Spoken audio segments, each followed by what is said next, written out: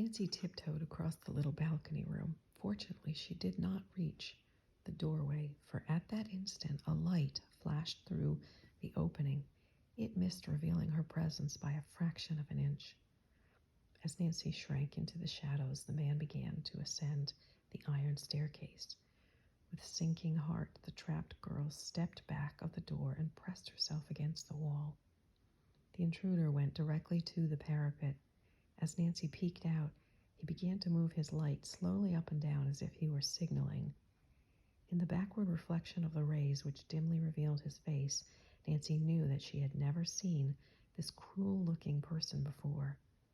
Though she longed to watch what he was doing, she dared not tarry. This was her opportunity to escape. Tiptoeing around the door, she started down the stairway. On the third step from the bottom, she stumbled. To her oversensitive ears, the noise was loud and grating. Had the stranger heard her? Quick as lightning, she darted down the rest of the steps and reached the courtyard garden in safety. Hurrying to the arched doorway, the girl was relieved to find it was still unlocked. She groped her way along the dark corridor in the castle.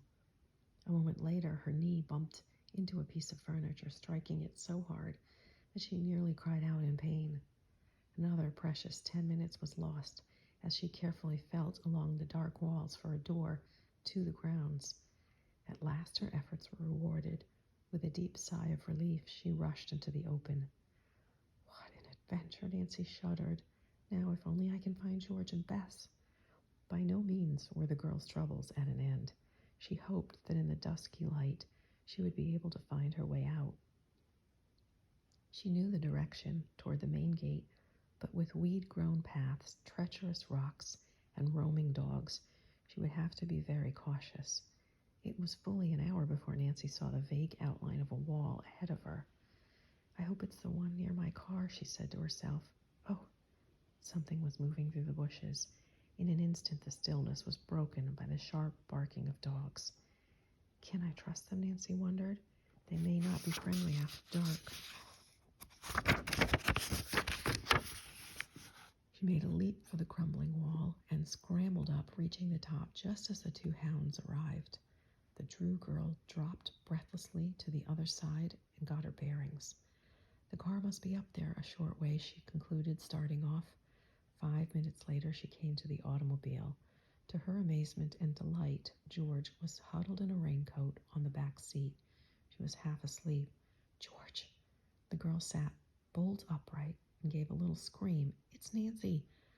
Oh, you scared me nearly out of my wits. Sorry, where's Bess? Gone to get your father. Oh, Nancy, what in the world happened to you? Plenty, but first, tell me, how long ago did Bess leave? Would it be best for us to wait? She went hours ago, but it's a long walk to a bus or a phone. Somebody ought to be here any minute, though, it seems to me. The two girls exchanged stories. George told how she and Bess had become almost frantic over Nancy's disappearance. Fearing she might be in Hector Keep's clutches, Bess had offered to summon Mr. Drew. After Bess left, I heard a noise in the grounds, George related, so I hid in the bushes near the gate. Mr. Keep drove out. While he was locking the gate, I peeked in his car to see if you were there. I really expected you to be lying on the floor, bound hand and foot. I was a prisoner, all right, but not tied up. Nancy smiled. She could smile now. Then what happened? Mr. Keep went straight to your car. He must have seen it when he came to, Nancy groaned. And I thought I had hidden it well. Now all he has to do is look up the license number and he'll know who was here. It's a shame, said George, and it's too bad about my clothes. I didn't tell you what happened to them. I know. While I was looking out the tower, a boy took them away in a rowboat. Who was he, do you know? I never saw him before. He was about 12 years old, but I'd like to wring his neck, the little thief. My best shirt. Why, Nancy, that shirt came from the Bon Ton, and I paid a mint of money for it. If we find Floriana and the Heath money is turned over to her, maybe she'll buy you a new one, teased Nancy. Then, suddenly making a discovery, she added, Say, there isn't any food left. No, Bess and I ate every scrap of the lunch. Nancy, that man in the tower, where do you suppose he came from? No car drove in here. He must have come up the river, the Drew girl replied. Unless he lives on the place, she added as an overthought. A moving path of light suddenly cut in the darkness. An automobile. Was Carson Drew driving, or was it Hector Keep returning? With bated breaths, the two girls waited, wondering if they should hide or stand their ground. George, weary of the whole thing, favored the latter, but Nancy felt this move unwise, so together they scrambled out of sight. The car stopped. Bess Marvin alighted. "Why, George is gone," she wailed. "No, she isn't," her cousin spoke up, walking forward. "We were just being careful." "We? Nancy's here." Nancy herself was running to the side of the car from which her father had stepped. In an instant, she was in his arms. "Dad, you're trembling," she said. Nancy, I'm so glad to see you. You gave me such a fright." "Where?" "Oh, I'm dreadfully sorry I made such a mess of things," his daughter apologized. "But maybe you'll forgive me when I tell you what happened." "Tell me about it on the way home. Bess can drive your car as far as her house. Then you can take it the rest of the way." On the return to River Heights, Mr. Drew listened without comment until Nancy had concluded. Her closing sentence had made him wrinkle his forehead. "I'm convinced," said Nancy, "that something sinister is going on at Heath Castle and in the gardens. The walls aren't crumbling from age, Dad. They're being tampered with for some purpose." "I agree, it looks mighty suspicious," said Mr. Drew. "And Hector Keep may be involved. But suppose you put the whole case out of your mind for a while, at least until you've had a square meal." Upon reaching the Drew residence, Nancy made a beeline for the refrigerator. Hannah Gruen, who had been nearly beside herself with worry, could not understand Nancy's attitude, but upon hearing that nothing worse than hunger was the matter with the girl, the housekeeper smiled. "I guess that's youth for you," she murmured. Then aloud she added, "You poor child, I'll fix you a warm supper right away." The woman hastened to prepare a meal. Too hungry to wait for the food to cook, Nancy helped herself to a glass of milk and a few cookies.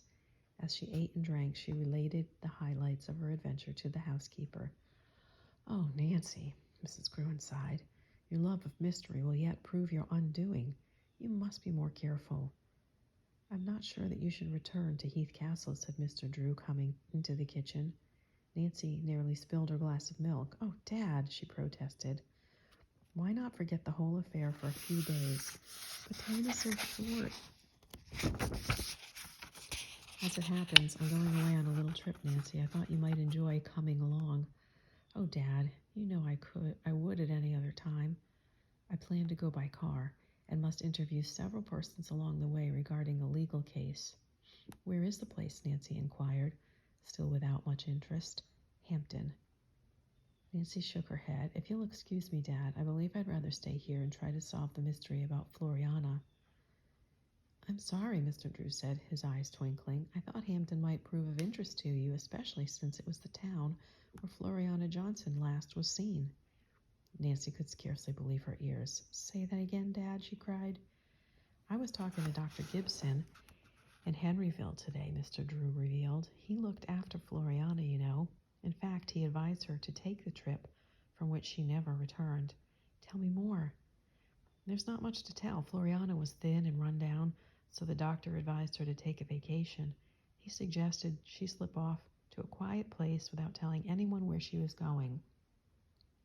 "Did the doctor know where she went?" "No, but her sister, Vera Fenimore, told him she had seen a railroad ticket in Floriana's purse. The destination was Hampton." "Oh, Dad, I give in," Nancy stated, trying not to appear too excited. "I'll go with you." "I rather thought you would," laughed Mr. Drew. "When do we leave?" "Tomorrow morning. Better pack your suitcase tonight." Chapter 13. In Search of Clues. Nancy was up early the next morning. She had been too weary the night before to attempt any packing, so she did it now and then skipped downstairs. When she appeared in the kitchen, Hannah Gruen said cheerfully, "Good morning. The mail came a few minutes ago. There's a letter I think you'll want to see. It's on the living room table." Nancy ran to get it. A glance at the handwriting caused her pulses to quicken. The letter was from Ned Nickerson. Hurrying to a window seat, Nancy eagerly opened the envelope. She admired Ned Nickerson and had missed him since he had gone to South America. "I can't say I'm having a good time," Ned wrote, "but I'm doing some interesting work. I miss you and all the fun we had together. Remember those mysteries we used to solve? You did most of the work and I went along for company. I'm willing to bet you're head over heels in a mystery this very minute, right?" "Right you are, Ned." Nancy laughed happily as she tucked the missive away for another reading later on. "How I wish Ned were here to help me." Mr. Drew came downstairs and said they ought to eat at once and be off. Nancy hoped they might stop for a few minutes at Mrs. Fenimore's to gather any additional information the woman might have about her sister. "We practically go past her house," she said. "All right, we'll drop in for a few minutes," the lawyer agreed reluctantly. "But let's make it snappy. I must be in Hampton before noon." Mrs. Fenimore was delighted to see Nancy again. When the girl presented her father, the woman expressed pleasure that she had brought him with her. "We're en route to Hampton," Mr. Drew explained, coming straight to the point. "Nancy thought that you might be able to tell us a little more about your sister's disappearance. We understand that you believe your sister went to Hampton." "Why, yes," the invalid replied. "I don't actually know that Floriana went there, but I did see a ticket to Hampton, which she had bought." "I've given your sister's strange disappearance considerable thought," Mr. Drew confessed. "It strikes me that she must have had a definite reason for abandoning her career." "Oh, Floriana loved her work," Mrs. Fenimore protested.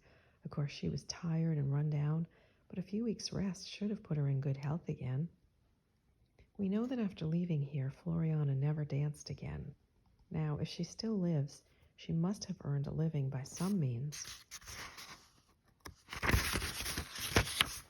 "Did she have any special aptitude for anything else except dancing? Could she teach music, for example?" the lawyer asked. Mrs. Fenimore shook her head.